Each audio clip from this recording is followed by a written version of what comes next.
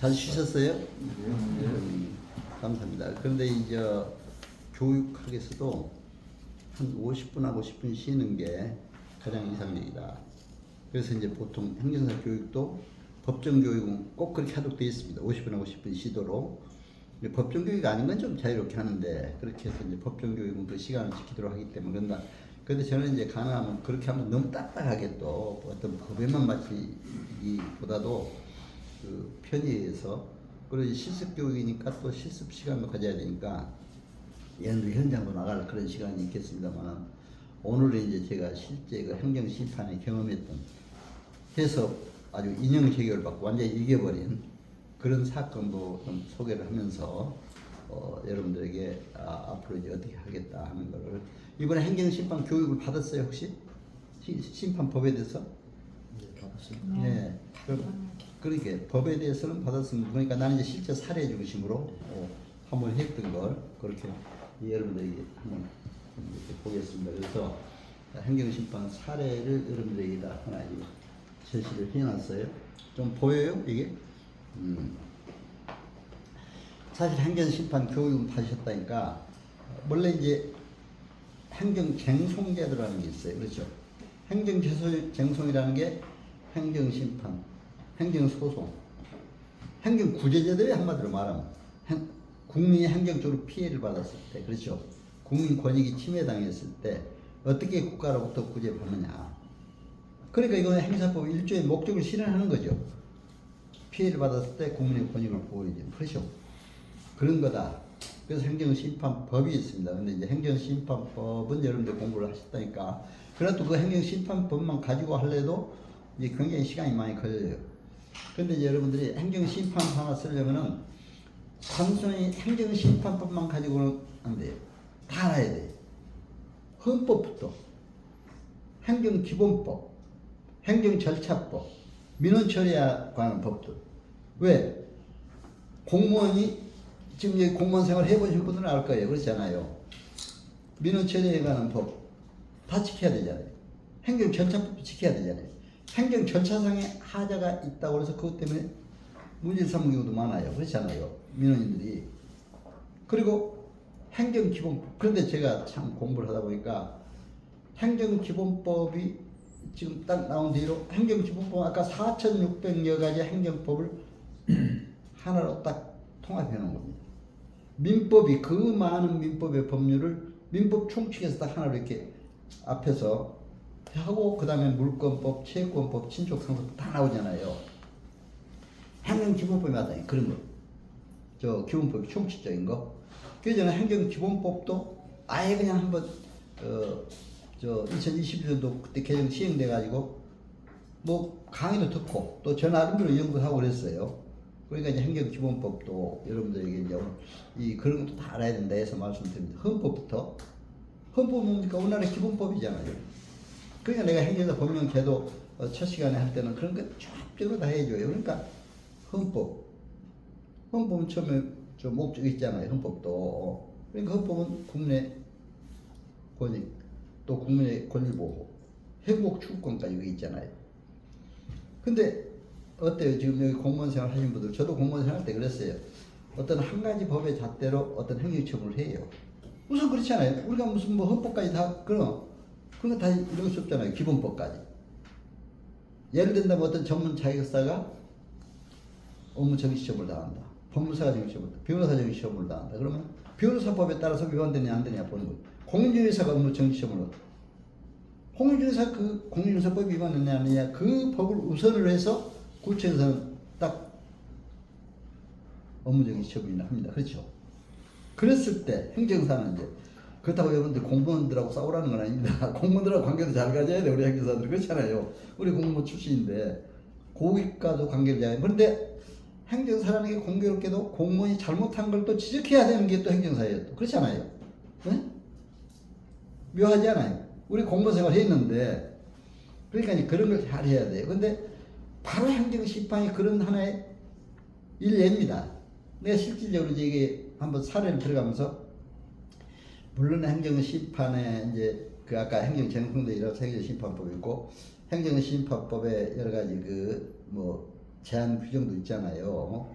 또 쓰려면 어떻게 쓰고 뭐 청구 취지, 청구 신청 취지, 신청 원인 뭐 이런 거 다 써야 되니까 그건 이제 오늘 여기서 종합적으로 그냥 다 할 거예요. 사례를 들어서 실질적으로 실습 교육이니까.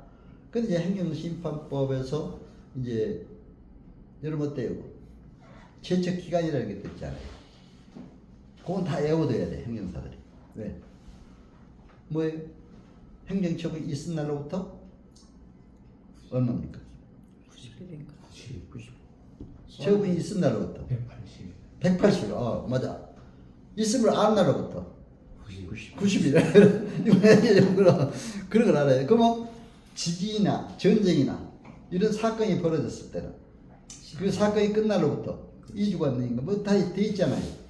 제척 기간 알고 있어야 돼. 왜 그러냐면 내가 어떤 사람이 영업하다가 막 수억씩 한 달에 수십억씩 하는데 그게 그러다가 어떻게 미성년자나 잘못 줘가지고 맥주 팔다가 걸려가지고 영업정지 당했어. 그래 얼마나 억울해 또.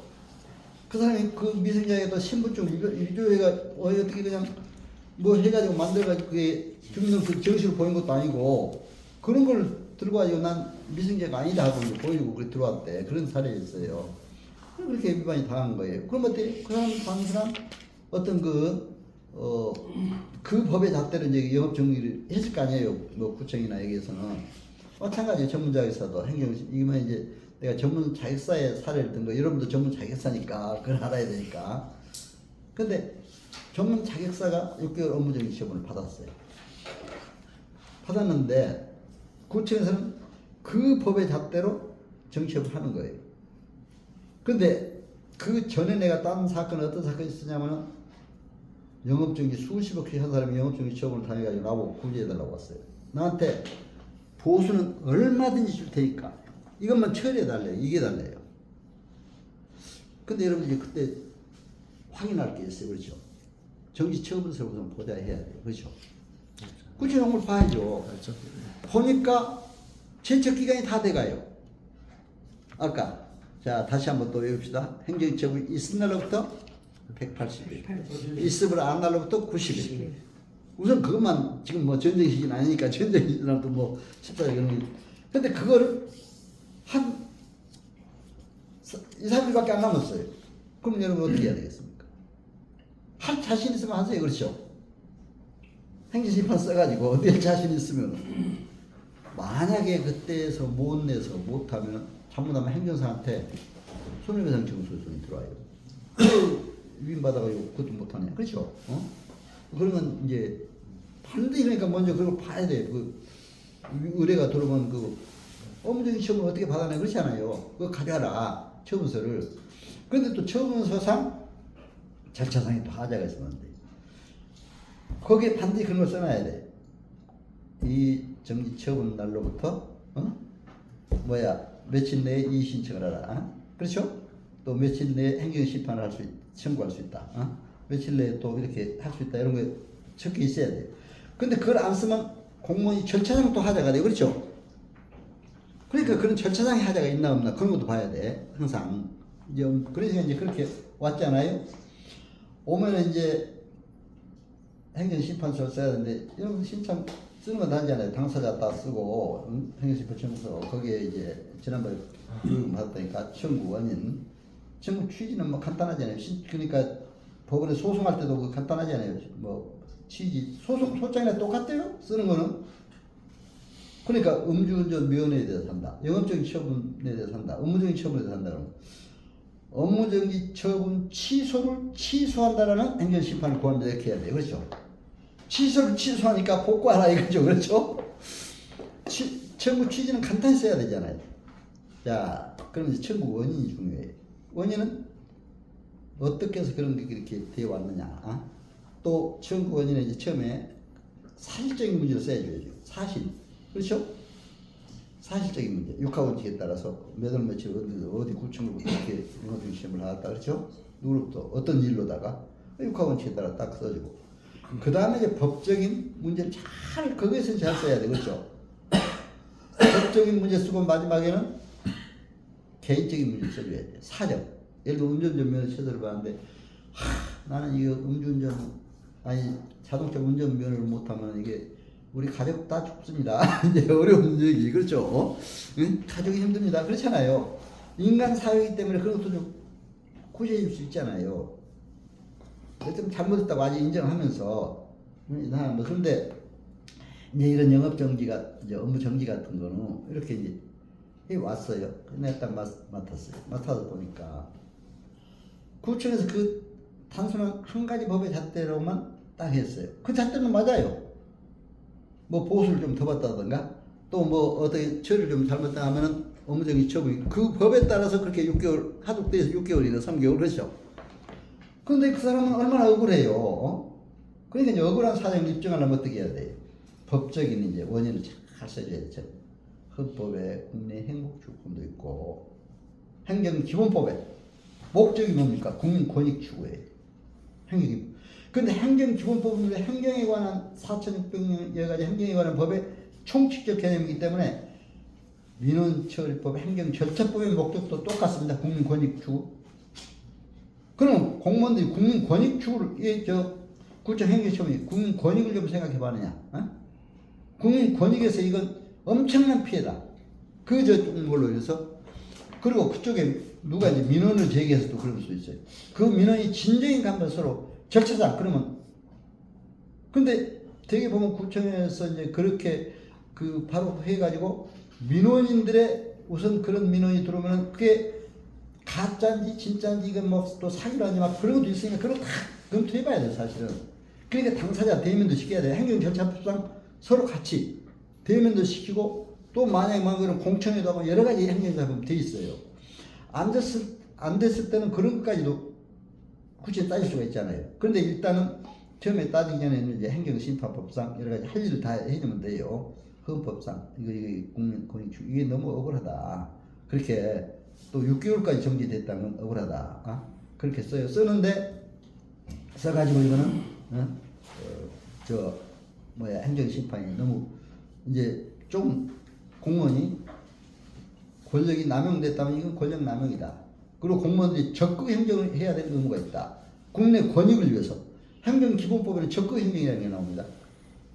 적극 행정을 해야 된다. 국내 권익을 위해서 적극적으로 나서서 해야 되는데 하지 않고 무사 안일하게 그렇죠. 그렇게만 했다. 막 그런 얘기 막 썼어요 나는. 내가 공무원 내가 생활했지만 공무원을 좀 그냥 공무원한테 미안하지만 그냥 어떻게 행정심판 일단 변호사도 그렇잖아요. 변호사 소송 받으면 일단 그렇게 해야 되잖아요. 막 다 썼어요. 다 써가지고 이제 가니까 행정심판이 놀라는 거 어떻게 이렇게 행정심판을 잘 썼냐 이거. 거기서 그래가지고 이제 구청으로 또 그걸 보내요. 행정심판 쓰면은. 근데 여러분 행정심판서 낼 때 또 이걸 써야 돼. 업무정지 되면은 뭘 먼저 해야 될 것 같아요? 집행정. 집행정지 이거 잡았어요. 그래 공무원. 그럼 집행정지 신청 먼저 해야 돼. 왜? 집행정지 신청 안 하고 행정심판을 했다가는 어떤 사람이 그런 경우가 있어. 다 6개월 업무정지 끝나고 나니까 그때 행정심판 이게 봐야 무슨 소용이 있어요? 그렇죠? 업무 하나도 못하고 그냥 정지 다 되니까 그때 이긴 경우가 있어. 그럼 무슨 필요가 있어요? 그렇잖아요. 나는 바로 업무 집행정지까지. 이런 거는 다음 달부터 작년 그래가 그 여기 날짜도 나와요. 그 날짜는 뭐 일일이 뭐 여러분 뭐 구체적이요. 이렇게 됐는데 다음 달 1일부터 영업 정지인데 업무 정지인데 지금 빨리 이걸 집행 정지부터 행정심판 쓸 때 같이 간단히 넣어야 돼요. 같이. 그런데 원래 집행 부정지가 또 원칙입니다. 정지시키지 않고 행정심판 하는 게. 그런데 긴급한 상황은 또 그렇게 해야 돼요. 그렇죠?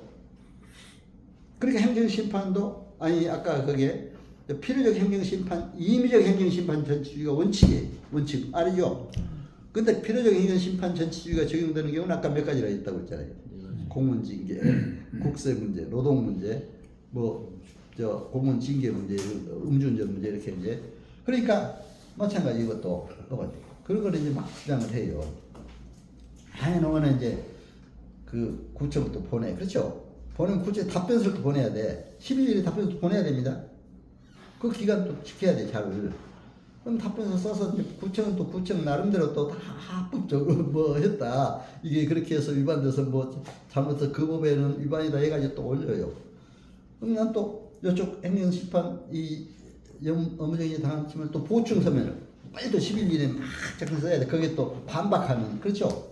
그런데 한 두세 번 번복이 왔다 갔다 구청도 귀찮을 거예요. 근데 웬만한 민원인들은 그걸 안 해요. 못 해요. 이 구청을 하는 거가 당하고 말지 그렇잖아요. 그러면 얼마나 국민들이 피해요. 6개월 동안 업무정지당하고 아무것도 못하면, 그렇죠? 그래서 이제 나는 그걸 해서 어떻게 이겨주려고 그러면은 이제 마지막에 이기려면 증거를 찾아야겠더라고요. 그러면 그 증거가 있느냐 뭐. 그러니까 여러분들이 아까 그래서 개인정보법을 올렸습니다. 당사자 간의 사건에 관계된 통화 같은 거 녹음하는 거는 법적 위반이 아니에요. 법적 위반이, 그렇죠? 그 사건에 관해서 당사자 간에 녹음하는 거. 그래서 제3자가 또 녹음하는 건 개인정보법 위반이 돼요. 그 당사자 간에, 내가 그 전문사역사한테 물었어요. 당사자 그러면 혹시 통화 녹음한 게 있느냐? 그러니까 녹음한 게 뭐라면, 그 사람이 이건 저 녹음한 게 있다. 그러니까 이제 녹음한 걸 들어보니까 아주 전문사역사에 대해서 굉장히 존경하고 자기가 이렇게 어려운 일을 하다 보니까 이 어려운 거를 잘 처리해줘서 고맙다고 해서 내가 이렇게 예를 든다면 뭐 좀 이렇게 더 사례도 하고 한 거지 절대로 무슨 뭐 어떤 그런 무해한 게 아니다 이런 녹취된 게 마침 있어요. 그런데 그 녹취록을 그럼 어떻게 해야 됩니까? 그 녹취록이 있을 때 어디서 공증을 받아야 돼요? 행정사 그 녹음한 거 써가지고 하는데 있는데 행정사가 해도 되지만 가장 정확한 건 속기사한테 가서 속기사가 딱 공증을 해놓으면 그건 공증서류가 돼요. 속기사가 딱 사인해버리면 행정사도 무슨 사실 확인 증명을 할 수가 있어요. 예를 들면 여러분들 참고로 행정사 가장 잘하는 거는 그 이제 공인중개사들의 그 가격 확인 증명서. 나는 실제 그것도 해줬어요. 왜냐면 어때 한번 여자분 한 분이 찾아왔어 나한테 행정사한테 이혼 소송이 들어왔는데 재산 분할 문제로 막 서로 막 다툰데 그래서 그 가격에 대해서 사실 증명 좀 해달라 확인을. 그러니까 이제 그게 공시가는 얼마고 현 시세는 얼마고 그게 다 등기부 띄고 뭐 어디 보면 알잖아요. 물론 그대로 사실대로만 사실 증명을 해주는 거예요. 그렇죠? 근데 사실도 아닌 걸 사실 증명해주면 또 행사가 걸릴 수가 있잖아요. 잘못하면. 응? 그러니까 녹취한 거 속기사가 하게 됐으니까 속기사한테 하면 정확하지 않아요. 어? 그걸 우리가 괜히 하다가 잘못하면 그렇잖아요. 또 우리가 또 만든 것처럼 되니까 제3자가 하면 더 객관적이잖아요. 행정사 행위를 심판하면서. 그렇죠? 그러니까 이제 속기사한테 가서 딱 녹취록 해서 냈어야 돼. 결정적인 증거죠, 그게. 근데 또 어떻게 하냐면 여러분들 행정심판이 되면은 업무정지 6개월 처분 정도 되면은 경찰까지 고발됩니다. 알죠? 알죠? 구청이 그렇죠. 그럼 경찰까지 고발되면 이제 형사범까지 돼요. 이게 기가 막힐 일이에요. 경찰이 또 수사 받으러 왔다 갔다 한번 생각해 보세요. 그러면 이제 어떻게 됩니까? 행사가 그걸 해결해 줘야 되는데 그 이제 따라가서 그걸 해결하라고 막 하는데 경찰이 또 행정사 옆에서 막 뭐라고 한다고 본인 보고 뭐 하지 왜 그러냐 그래서 내가 참 그것도 경찰에게 강의를 오래 했어요. 이건 딱 심리를 아니까. 아니 그 본인이 이렇게 억울한데 뭐 하느냐 그래가지고 했는데 처음에 이제 그런데 경찰은 대개 다 공무원들이 한 걸 그대로 받아들이려고 그래요. 여러분 참 혹시 경찰에 계신 분 있어요? 경찰대에 강의를 했기 때문에 마음입니다. 그렇죠?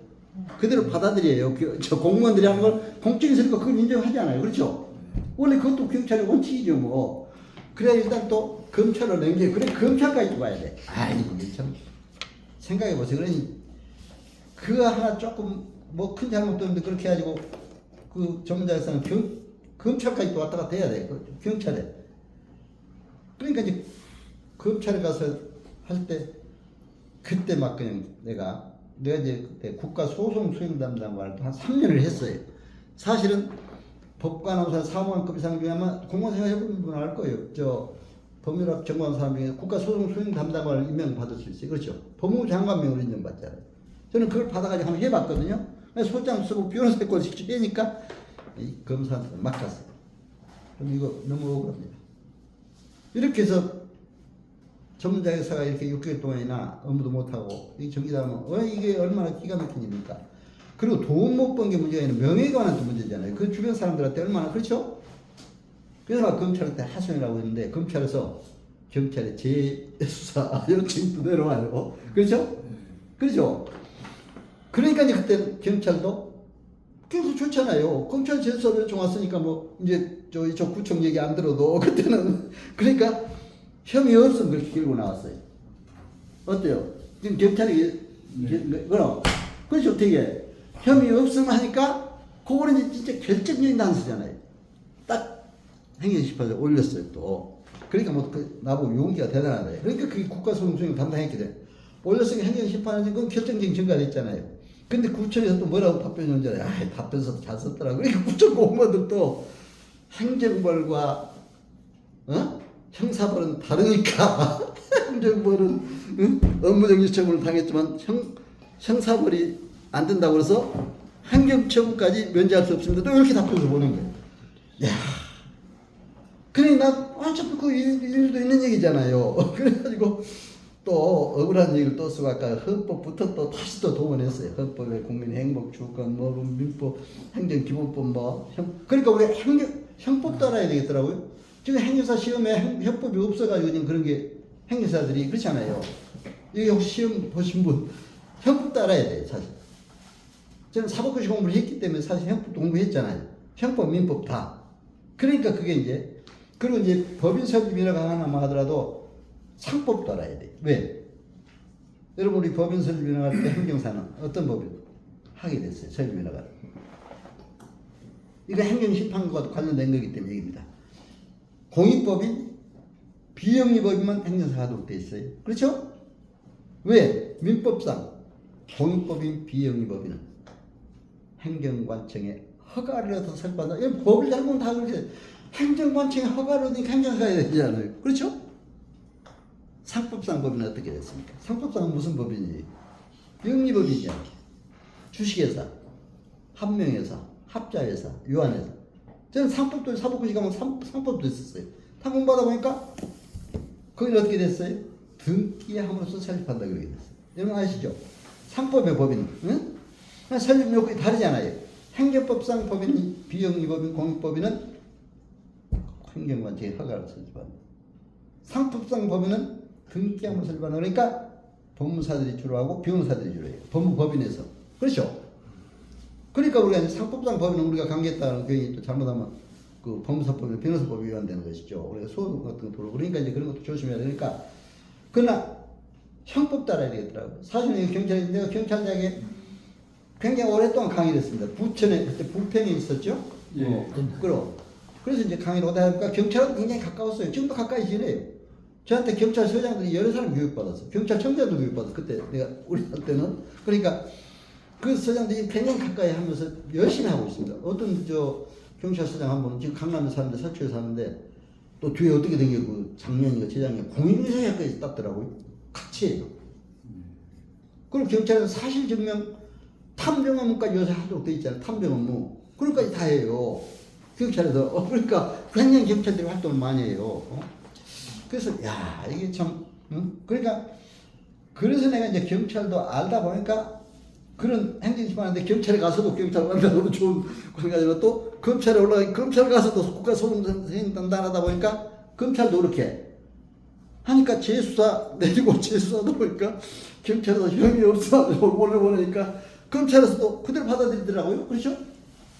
그러니까 혐의 없으면 돼 보니까 그렇게 해서 올렸는데 야 공무원들이 이제 또 혐의 없으면 행정부라고 형사부로 다르대. 그러니 야 이게 참 어떻게 그 공무원도 많이 연구해. 그러니까 공부를 좀 많이 한 것 같아. 그렇죠?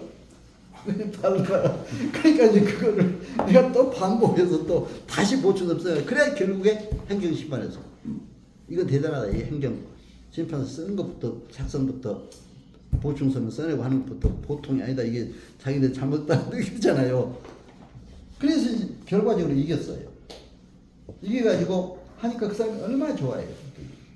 그런 사건이 여기 짤막하게 한 장도 있으면 그 사건을 그러니까 이게 끝나니까 한 5, 6개월 걸려요. 근데 아까 업무정지가 예를 들면 다 끝날 때까지 그럼 다 이미 그 업무정지 기간이 끝나버리잖아요. 그러니까 정지처분 딱 해놓고.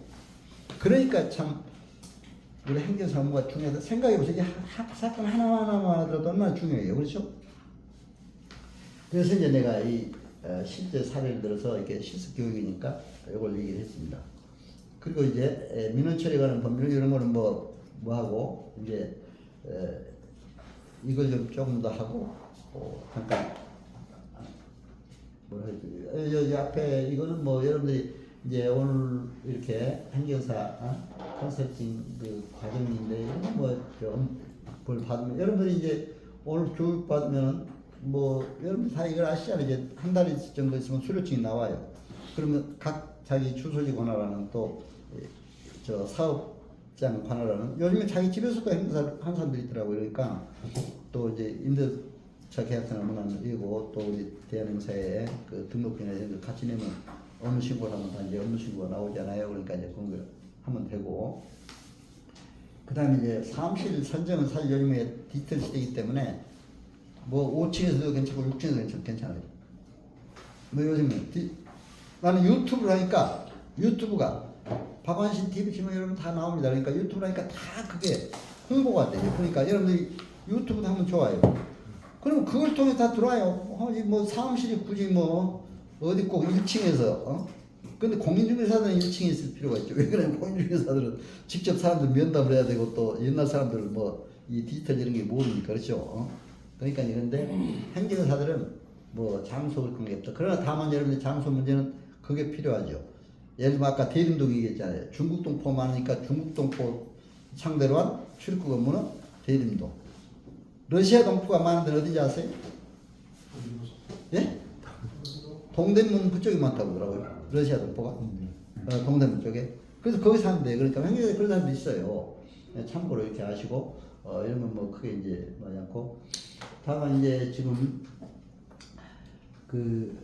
요 이제 4차 산업혁명 시대 여러분들 이제 4차 산업혁명 시대는 되게 알 테니까 그러나 중요한 것은 여기서 이제 인공지능 AI 또 뭐 여러 가지 이렇게 나오는 나노 기술 뭐 기타 여러 이런 특징이 나오는데 나는 요즘에 이제 디지털 엔지니어 특히 AI를 이용해서 많이 하기 때문에 이번에도 얼마 전에도 9,000명 많은데 요즘에 AI 시대라 이런 거를 가지고 많이 활용한다 그러더라고요. 그러니까 참고로 하시고 그래서 이제 A와 인공지능과 유래와 이제 이런 거는 여기 뭐 유래는 여러분들이 뭐 그렇게 말 필요는 그냥 한번 보시고 하면 되고 이런 인공지능이 요새 각 앱들이 많아요. 저는 앱을 통해서 많이 이제 활용해 봤어요.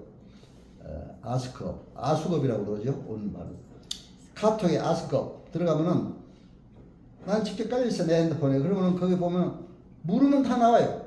행정사 하더라도 행정사 하면서 나 뭐 하는데 이거 어떻게 합니까? 하고 한번 물어보세요. 나는 시를 좋아하니까 시를 쓰고 어저께 내가 세종문화에서 아까 시 발표했던 저 음악 가곡 발표했거든요. 발표했는데 시 한 편 써주시면 시도 써줘. 예? 희한하더라고요. 그리고 어디 여행 가고 싶은데 그 여행지 좀 알려주셔야 합니다. AI가 지금 요즘 그런 시대입니다. 그러니까 행정적으로 내가 디지털 행정에서 이걸 좀 알고 싶은데 이거 좀 AI 따뜻하면 해줘요. 나 기가 막혀요. 그래 이런 시대에 왔는데 지금 우리가 좀 그런 걸 활용을 해야 된다 이거예요. 그래서 지난번에 정부에서도 디지털 행정 뭐 이렇게 강조를 했잖아요. 그러니까 이런 걸 해야 된다 해서 내가 인공지능 주요 분야 이런 걸 해야 된다. 그래서 이제 말씀드립니다. 그래서 요걸 해가지고 이제 인공지능의 AI 시대 여러 가지 우리가 홍보 전략도 잘해야 된다. 그렇게 해서 각종 앱들이 많아요. 그러니까 여기 보면은 뭐 여러 가지 앱들이 있죠. 그래서 이런 앱들을 가지고 이런 뭐 저보다 물론 더 잘 아시리라 믿습니다만 요즘은 걸 꼭 대비해야 된다. 해서 말씀을 드립니다. 그래서 이제 특히 나는 이제 어저께 내가 작사한 노래가 6.25를 계기로 해서 평화로 빛난 나라. 바로 내 유튜브에 이제 올라가 있습니다. 어저께 부른 노래가 유명한 성악가가 불렀어요. 그런데 그림 그리면서 작곡한 최영섭 선생이 내 시집 보고 12곡을 작곡을 해줬어요. 근데 이제 왜 내가 이 얘기를 하냐면 여러분 행정사들이 음악 저작권도 해야 됩니다. 앞으로. 저작권 일로. 행정사들이 해야 될 일이에요. 왜? 저작권 등록 같은 행사들이 해요. 많이 그 전문을 하는 행사들이 있습니다. 그래서 저는 그거 해가지고 굉장히 조금씩 들어와요. 수익도. 뭐 많이는 들어오진 않지만 아직은. 그래도 저작권 그렇잖아요. 그러니까 이제 어떻게 하자면은 저는 이제 작사하고 작곡하고 해가지고 음악 저작권 협회라고 있어요. 저기 저 화곡동 저쪽에 그 무슨 거기 가면 또 음악 저작권 협회라고 있어요. 거기다가 음악 저작권 협회가 문화예술관광부 산하기관이잖아요. 산하의 그런 기관이니까 그러니까 그것도 행정사 관계에 될 그런 기관이에요. 그렇죠? 그래서 저는 저작권도 등록을 많이 해줬어요. 남 것도 했지만 내 것도 등록을 하고 내 거 15곡이 음악이 등록이 돼 있어요. 그렇죠? 또는 유튜브를 하다 보니까 이제 그런 게 등록을 하다 보니까 저작권 요도 들어오고 남의 걸 했던 내가 또 그래서 수익도 받지만 그래서 이제 이런 것도 한다. 근데 이런 것도 이제 요즘에 AI 시대이기 때문에 어떤지 알아요? 저작권도 내가 이거 유튜브를 하면서 난 법률 행정 강의를 주로 하다 보니까 좀 딱딱하니까 이걸 AI 시대에 맞게 또 음악이학에서 문화예술 문제 이런 것도 잘 나가다 보니까 사람들이 많이 봐요. 그래서 지금 벌써 4만 몇천 명이 4만 몇천 명 구독자가 돼버리더라고요. 우리 뭐 어디보다 지금 웬만한 사람보다 훨씬 많습니다. 지금 뭐 변호사도 만들고 요즘 다 그래요. 요즘에 변호사도 AI를 가지고 많이 하고 있습니다. 소송 재판까지도 심지어는. 근데 우리 행정사가 그렇잖아요 앞으로. 그러니까 이제 내가 법률신문을 보니까 변호사들이 AI를 굉장히 이용해요. 변호사들이. 그러니까 여러분 참고로 우리 행정사도 이런 시대에 이렇게 활용할 수 있어야 된다. 예전에 말씀드리고 아까 저작권도 그런 것도 우리가 행정사 해야 되니까 하는 거를 이런 걸 여러분들이 해서 하면 좋다. 그런데 이제 AI 시대니까 내가 작사한 노래가 나가는데도 어느 때 저작권이 걸릴 때가 있어. 왜 걸리겠어요? 내가 작사했는데 남이 자기네들 영상을 딱 만들어 자기네가 이제 나 홍보해 준다고 생각하겠지. 그래 먼저 올렸어 유튜브에. 올려놓는데 그거를 내가 올리니까 내가 저작권이 걸리는 거 참 희한하더라고. 내 건데도. 그럼 이런 행정적으로 어떻게 이런 분쟁도 해결할 수 있어야 돼 앞으로는. 그렇지 않아요? 요즘에는 그러니까 이제 우리 행정사들이 그래서 내가 그 음악 저작권 옆에 막 해가지고 얘기도 하고 그랬어요. 도대체 이게 어떻게 이렇게 되느냐 하니까 음악 아이 뭐 행정사님 그건 괜찮습니다. 뭐 저작권이라고 떠도 뭐 아무런 지장이 없습니다 그러더라고요. 근데 이제 그래도 기분이 나쁘죠. 뭐 내가 내 건데 왜 남이 먼저 썼는데 내가 올렸는데 저작권이 그러면 안 되잖아요. 그런 것도 내 거는 그렇지만 또 남의끼리 그렇게 있으면 그런 분쟁도 해결해 줘야 돼요. 그렇죠? 그래서 내가 잠깐 말씀드립니다. 4차 산업혁명 시대에 정말 이런 그 지능행정부 로드맵을 가지고 우리가 해야 된다. 디지털 행정을 해야 된다. 이런 걸 앞으로 강조를 하고 있습니다. 그리고 이제 우리 국민 편익 위해서 지금 여기에서 마지막 컨설팅 여기면 고객이 들어오면 진단해가 지도해 주는 것이 행정에서 해야 될 일인데 컨설팅이라는 진단해서 지도해 주는 거예요. 보세요. 의사가 환자가 오면 치료해서 아니 진단해서 치료해 주는 거잖아요. 마찬가지로 이게 우리가 이제 저도 기업도 100개 기업 진단지도 해봤는데 실제 가서 그 기업의 조직관리가 잘 되는 행정학에서 조직관리, 인사관리, 재무관리 다 봐줘야 되잖아요. 가서 기업 진단을 하려면. 그래서 이거 잘못된 거는 이렇게 해줘야 된다. 하는 것이 바로 행정사 해야 될 일이에요. 그렇죠? 진단해서 지도해 주는 거. 고객 여부가 들어오면.